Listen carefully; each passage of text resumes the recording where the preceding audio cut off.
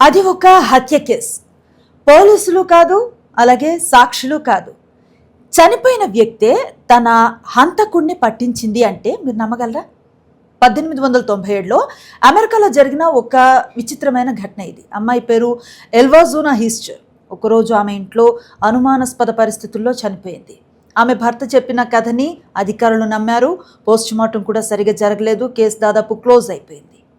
కానీ కొన్ని రోజుల తర్వాత ఎల్వా తల్లి ఒక సంచలన విషయం చెప్పింది.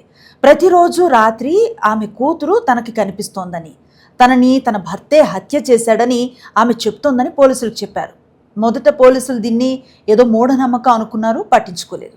కానీ వాళ్ళ మదర్ పదే పదే ఇదే విషయాన్ని రిపీటెడ్గా చెప్తూ ఉంటే శవాన్ని మళ్ళీ బయటికి తీసి పరీక్షించారు. ఆ పరీక్షలో ఎల్వా మెడ విరిగిపోయిందని తేలింది.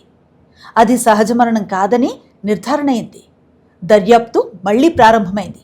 చివరికి ఆమె భర్తే ఈ హత్య చేశాడని కోర్టు నిర్ధారించింది. అతనికి శిక్ష కూడా పడింది. ఇప్పటికీ ఈ కేసు విషయంలో ఒక ప్రశ్న అలా మిగిలిపోయింది.